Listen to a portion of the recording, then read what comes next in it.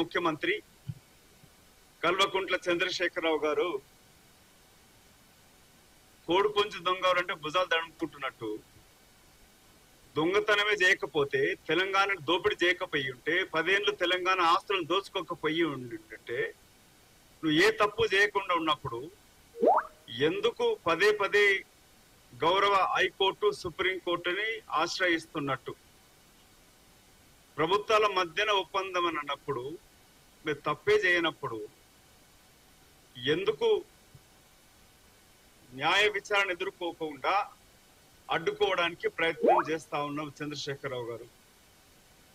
ఇవాళ కోర్టులు ఛార్జ్ చేసే మాజీ అటార్నీ జనరల్ ముకుల్ రోహత్ గారిని పెట్టుకొని హైకోర్టులో ఎదురు దెబ్బ తగిలినాక సుప్రీంకోర్టుకు వెళ్ళడం, గౌరవ సుప్రీంకోర్టు విచారణ కమిషన్ ని రద్దు చేయలేదు. తమ్ముడు ప్రశాంత్ రెడ్డి గారు మిగతా ఎమ్మెల్యేలు బీఆర్ఎస్ వాళ్ళు భుజాలు తరుచుకుంటూ ఏదో విజయం సాధించినట్టు మాట్లాడుతూ ఉన్నారు. ఒరే తమ్ముళ్ళు, పింకీ తమ్ముళ్ళందరూ ఒకసారి గౌరవ సుప్రీంకోర్టు జడ్జిమెంట్ చదవండి. జడ్జిని మార్చమని చెప్పారు తప్ప విచారణ ఆపమని చెప్పలేదు. ఎంక్వైరీ కమిషన్ కొనసాగవచ్చు, కొనసాగుతున్నది. కానీ జడ్జిని టెక్నికల్ గ్రౌండ్స్ పైనే ఆబ్జెక్షన్ రేజ్ చేయడం జరిగినది. జడ్జి పైన కూడా ఎలాంటి ఆస్పిరేషన్స్ కాస్ట్ చేయలేదు. ప్రెస్ మీట్ పెట్టడం టెక్నికల్ గ్రౌండ్స్ పైన ఆబ్జెక్షన్ చేస్తూ కొత్త జడ్జి తోటి విచారణ చేయమని చెప్పడం జరిగినది. ఎంక్వైరీ కమిషన్ ఎందుకు చేయాల్సి వచ్చింది?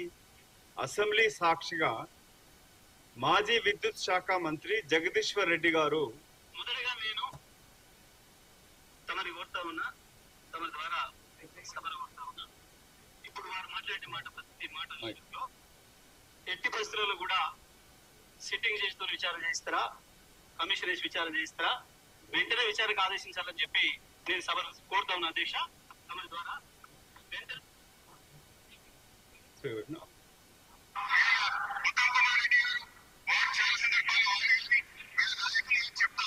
ఇది హరీష్ రావు గారు మాట్లాడుతాను.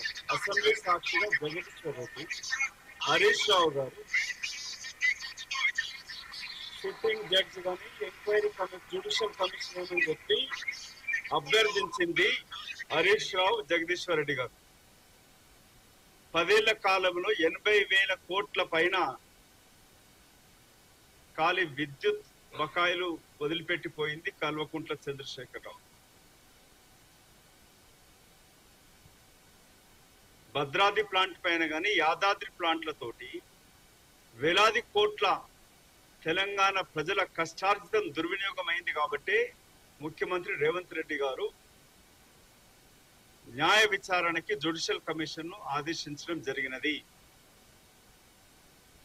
తప్పే చేయనప్పుడు ఎందుకు కుటుంబం కలవరపడుతున్నది, వణుకుడు పడుతున్నది? మీకు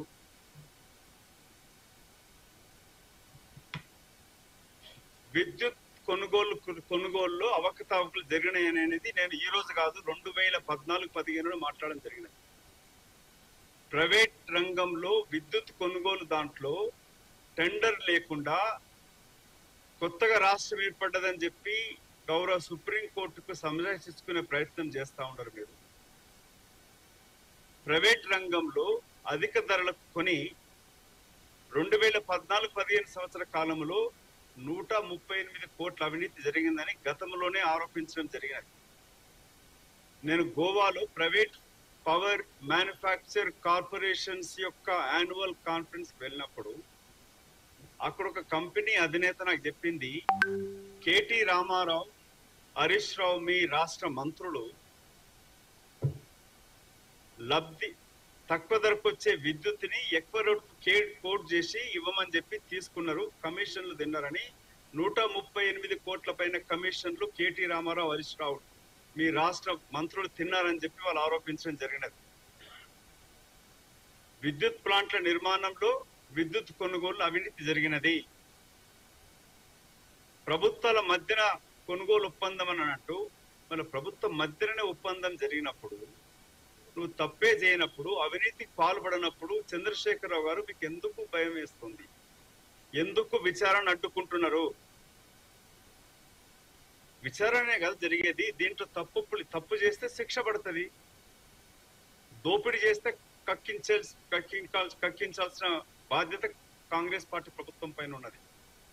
తెలంగాణ బిడ్డల ఆస్తులు దోచుకొని మీరు 10 సంవత్సరాలలో ఇదేదో కొత్తగా పుట్టినట్టు మీరు మాట్లాడి, రాష్ట్ర విభజన జరగక ముందు తెలంగాణ ప్రజలు బట్టగట్టలే, సన్న బియ్యం తినలే, నల్ల నీళ్లు దాగలే, అంతా మీరే తీసుకొచ్చి పెట్టినట్టు, రైల్వే స్టేషన్ ఎయిర్పోర్ట్ కట్టించినట్టు, ఓఆర్ఆర్ కట్టించినట్టు, హైదరాబాద్ నిర్మాణం కూడా మీరే చేసినట్టుగా బిల్డప్ అని తెచ్చుకొని, ప్రైవేట్ రంగంలో విద్యుత్ కొనుగోలు టెండర్ లేకుండా కొని వేలాది కోట్లు దోపిడీ చేసిన కల్వకుంట్ల కుటుంబం ఇవాళ మేము నియమించింది, రేవంత్ రెడ్డి గారు ప్రభుత్వం నియమించింది ఎంక్వైరీ కమిషన్, జ్యుడిషియల్ కమిషన్. ఒక జడ్జి తోటి, న్యాయమూర్తి తోటి విచారణ ఏర్పరిచినందుకు ఎందుకు మీకు భయం వేస్తా ఉంది? తప్పే చేయనప్పుడు ఎందుకు భయం వేస్తుంది మీకు? ఇప్పటికన్నా తెలంగాణ ప్రజల దోచుకున్న మీరు సొమ్ముని, తెలంగాణ బిడ్డల ప్రాణ త్యాగాలతోటి ఒక తల్లిగా సోనియా గాంధీ గారు రాష్ట్ర విభజనకు ఆదేశించి, రాజకీయ నష్టం జరుగుతా ఉన్న రాష్ట్ర ప్రజల యొక్క అభివృద్ధి లక్ష్యంగా తెలంగాణ రాష్ట్ర ఏర్పాటు చేసి మిగులు నిధులతోటి మీ చేతులు పెడితే 7 లక్షల కోట్లకు అప్పులు చేసి, అప్పు చేస్తే తప్పేంటి అభివృద్ధి కొరకని మాట్లాడుతూ ఉన్నారు. అప్పులు చేసి మీరు తెలంగాణ బిడ్డల ఖర్చు మీద ఖర్చు పెట్టలే, తెలంగాణ బిడ్డల భవిష్యత్తు ఖర్చు పెట్టలే. అభివృద్ధి పేరు పైన, రీడిజైన్ పేరు పైన, కాళేశ్వరం గాని మిగతా ప్రాజెక్టుల రీడిజైన్ పేరుతోటి వేలాది కోట్లు మీరు గడించినారు. మీ రైతు రుణమాఫీ గాని లేక రైతు బంధు స్కీమ్లలో కూడా దోచుకున్నారు మీరు. మల్లారెడ్డి లాంటి దుర్మార్గుడు కూడా 100,000 కోట్లు నాస్తివాడు కూడా మీరు రుణమాఫీలు ఇచ్చినారు. అట్లాంటి ఎంతో మందికి దుర్వినియోగం చేస్తారు.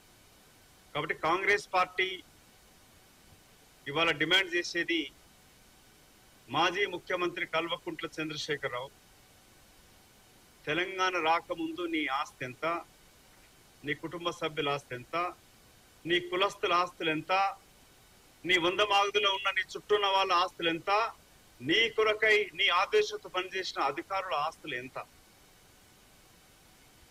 డిస్ప్రపోర్షనేట్ అసెట్స్ కింద నువ్వు నీ కుటుంబ సభ్యులంతా కూడా జైలుకి పోతారు.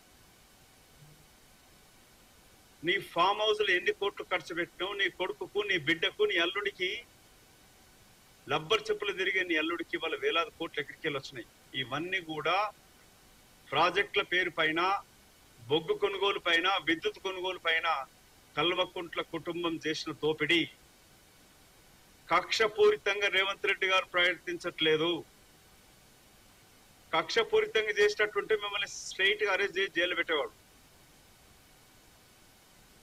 రూల్ ఆఫ్ లా పాటిస్తూ ఎంక్వైరీ కమిషన్ అసెంబ్లీ సాక్షాత్తుగా మీరు అడిగినారు కాబట్టి ఎంక్వైరీ కమిషన్ వేయడం జరిగినది.